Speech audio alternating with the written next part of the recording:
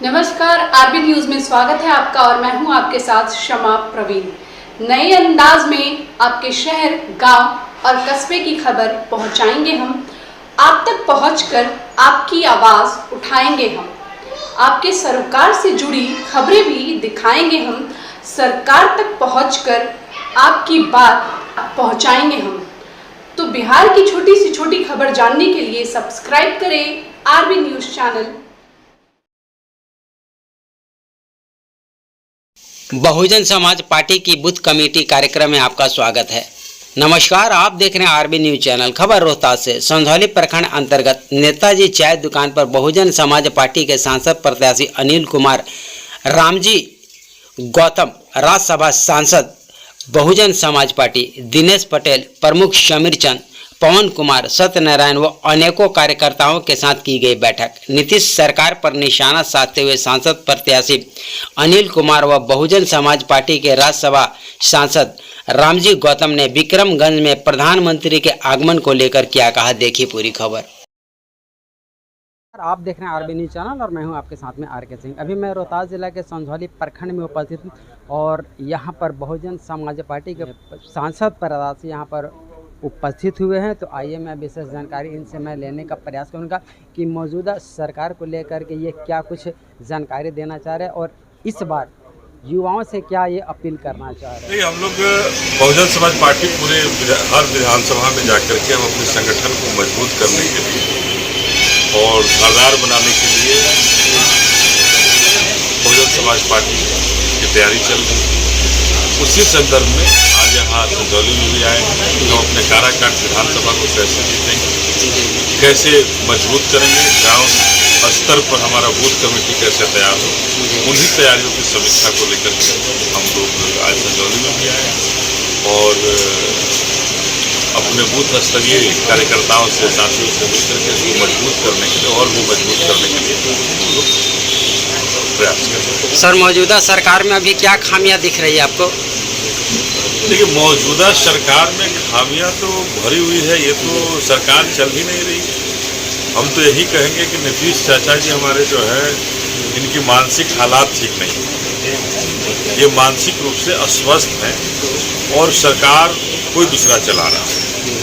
सरकार में बैठे कोई और लोग हैं जो सरकार का रिमोट कंट्रोल से संभाल रहे हैं और हमारे नीतीश चाचा जी का केवल नाम हो रहा है। ऐसे स्थिति में जो शोषित, दलित, वंचित वर्ग है, पिछड़ा वर्ग है, अति पिछड़ा वर्ग है, उनको न्याय नहीं मिल रहा है, उनका हक नहीं मिल रहा है, उनका अधिकार नहीं मिल रहा है। उनके हक, अधिकार और न्याय के लिए बहुजन समाज पार्टी संकल्पित है और ऐसे लोगों को जो इस डबल इंजन की सरकार में लगातार पिछड़ों पर, अति पिछड़ों पर, दलितों पर अत्याचार हो रहा है, जुल्म हो रहा है और कहीं उन्हें न्याय नहीं दिला पा रही, तो बहुजन समाज पार्टी उन्हें सत्ता से बाहर करके न्याय देने वाली सरकार बनाना चाह रही है और जहां बहुजनों पर, दलितों पर को न्याय मिले वैसी व्यवस्था करना है। जैसा कि मुख्यमंत्री को विकास पुरुष का दर्जा दिया गया है और वो बहुत पहले का कहानी बताते थे कि ये जंगल राज था और उनके राज में राम राज आ गया। इसको लेकर के क्या कहना चाह रहे हैं? तो राम राज आपको खोजना पड़ेगा कि राम राज कब था। राम राज में शूद्र कौन थे, ये भी देखना होगा ना कि राम राज में शूद्र कौन थे। तो फिर वही शूद्र फिर आज से भी पैदा लेंगे। जो बाबा साहब ने जिन अधिकारों से हमें सुसज्जित किया, जो अधिकार हमें दिया, वो अधिकार फिर से हमारा छीन लिया जाएगा इस राम राज। हम तो कहना चाहते हैं कि राम राज कभी नहीं आना चाहिए और जो हमारी व्यवस्था है, जो जिस व्यवस्था को बाबा साहब ने दिया है, उस व्यवस्था को मजबूती के साथ कायम रहना चाहिए और बाबा साहब के संविधान में भरोसा होना चाहिए और बाबा साहब ने जो हमें दिया है, जो रास्ते दिखाए हैं, उन रास्तों पर चल करके हम नया भारत बना सकते हैं, समृद्ध भारत बना सकते हैं, मजबूत भारत बना सकते हैं। और आज बिहार के विकास पुरुष जिनकी बात आप कर रहे हैं, वो महाजंगल राज है।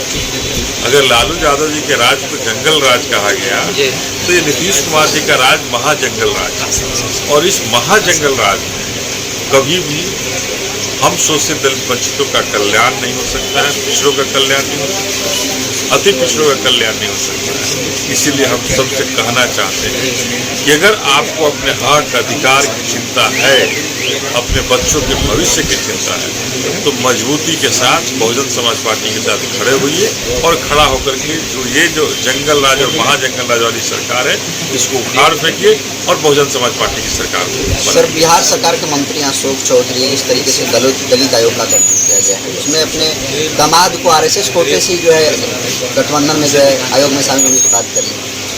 देखिए, बड़ा आश्चर्य होता है कि आखिर ये क्यों आयोग का गठन हुआ है।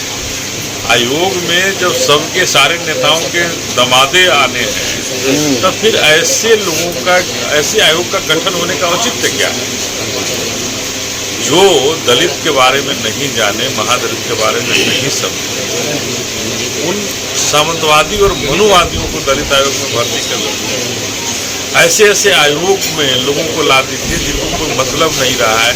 अब जीतन राम मांझी जी के भी दामाद आयोग में रहेंगे, रामविलास पासवान जी के भी दामाद आयोग के अध्यक्ष होंगे, उपाध्यक्ष होंगे, अशोक चौधरी जी के दामाद होंगे। तो हमें ऐसा लगता है कि इन आयोगों का नाम दामाद आयोग रख देना चाहिए। आरएसएस कोटे की बात कह रहे हैं कि अशोक चौधरी जी जो दामाद हैं श्याम कुमार जी, नहीं, मैं वो किस कोटे से आए हैं, आरएसएस कोटा कहाँ से आ गया सर? हम तो यही कहना चाहते हैं कि आरएसएस कोटा हो या दामाद कोटा हो, ये दामाद का भी कोटा तो बड़ा संसार करता है हमारे बिहार को। तो क्या आयोग का अध्यक्ष बनना कि पहली क्राइटेरिया किसी बड़े नेता में, बिहार के बड़े नेता का दामाद होना पड़ेगा क्या? बड़े नेताओं का, बिहार में जो बड़े नेता है उनके दामाद ही आयोग के अध्यक्ष बनेंगे। हमारे बिहार के साथ त्रासदी है। बहुजन समाज पार्टी की सरकार बनेगी तो निश्चित रूप से इन सारे आयोगों के अध्यक्ष पर विचार होगा, बदले जाएंगे और जो काम करने वाले होंगे उनको अध्यक्ष। सर, आपके विरोध के बाद ही तमाम आयोग का गठन हुआ और अब बन भी गया है, तब भी आप विरोध कर रहे हैं। देखिए, मैं विरोध इसलिए पहले किया था कि सवर्ण आयोग पहले बना और महादलित आयोग नहीं बना, दलित आयोग नहीं बना, पिछड़ों का आयोग नहीं बनाया गया, अति पिछड़ों का आयोग नहीं बनाया गया। क्यों भाई? और आप जब आज बना दिए हैं तो सारे आयोगों का अध्यक्ष किसी के दामाद को बना दिया, तो ये परंपरा गलत है। ये परंपरा का मैं विरोध कर रहा हूँ और हमें ऐसा लगता है, कहना चाहते हैं कि अगर आपको इतनी नेताओं के, अपने नेताओं के दामादों की चिंता थी तो एक दामाद आयोग बना और उसमें सारे दामादों को, सारे अपने नेताओं के दामाद को भर दीजिए। लेकिन जो आयोग, जिनकी सामाजिक सोच के तहत जो आयोग बनाया गया है, वो कम से कम सामाजिक उत्थान का काम करने वाले लोगों को बनाया। मुख्यमंत्री लालू प्रसाद यादव का जिस तरीके से जन्मदिन मनाया गया और बाबा साहब भीमराव अम्बेडकर की जो अपमान की तस्वीरें सामने आई, उसको कैसे देखते हैं सर? देखिए, ये तो बड़ा ही अपमानजनक लगा बाबा साहब को कि किस तरह की पॉलिटिक्स वो करते हैं कि बाबा साहब की जो फोटो है उसका भी सम्मान नहीं कर रहे हैं। ठीक है, अगर मान लीजिए जो कह रहे हैं इनका स्वास्थ्य खराब था, हिलडुल नहीं पा रहे हैं, तो अगर हिलडुल नहीं पा रहे हैं तो पॉलिटिक्स से राजनीति संन्यास लेना, राष्ट्रीय अध्यक्ष क्यों बनने जा रहे हैं? कोई जब संन्यास लेना चाहिए, घर में बैठना चाहिए। तो इसको तो मैं अपमान मानता हूँ। इसको लेकर के लालू यादव जी को तो माफ़ी मांगनी चाहिए, सरेआम माफ़ी मांगनी चाहिए कि मुझसे गलती हुई, मुझसे भूल हो गई, तभी बहुजन समाज को।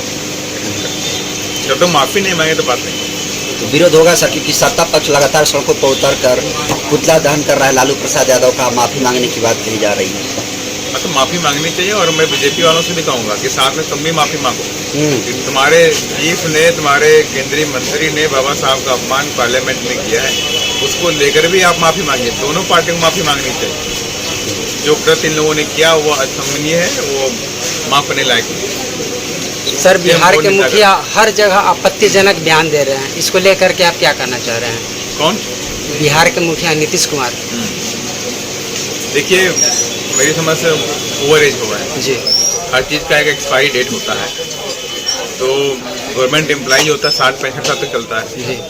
और पॉलिटिक्स में जो इस चीफ के पद पर बैठता है तो बहुत ही सोच समझ के फैसले लेने पड़ते हैं और मानसिक रूप से वो देखना पड़ता है। तो अभी जिस तरह से हालात हैं उनके देखने को मिलते हैं, कि वो मानसिक रूप से बड़े कमज़ोर हो चुके हैं। मतलब अब वो सत्ता वो नहीं चला रहे हैं, सत्ता तो उनके सिपे सलार शागिर्द लोग जो उनके हैं वो चला रहे हैं, उनके हाथों में कुछ भी नहीं, तो वो कुछ भी करते रहे। इस बार जनता ने बिहार में बदलाव की ठान ली है और बदलाव करेंगे। सर, जैसा कि यहाँ पर विक्रमगंज की धरती पर मुख्यमंत्री भी हैं, उप मुख्यमंत्री भी हैं और प्रधानमंत्री भी हैं, परंतु विक्रमगंज के लिए कोई बड़ा सौगात नहीं लाए। देखिए, ये लोग कोई सौगात लेके नहीं आते हैं, वो तो भ्रम जाल फैलाने के लिए आते हैं कि विक्रमगंज की जनता उनके भ्रम जाल को समझ जाए, उनके जाल में फंस जाए। तो मुझे क्योंकि उम्मीद है कि इस बार बिहार की जनता इनके किसी भ्रम जाल में नहीं फंसने वाली है और ठान चुकी है कि इस बार हम लोग बहुजन समाज के हित के लिए बहुजन समाज पार्टी को आगे लेकर के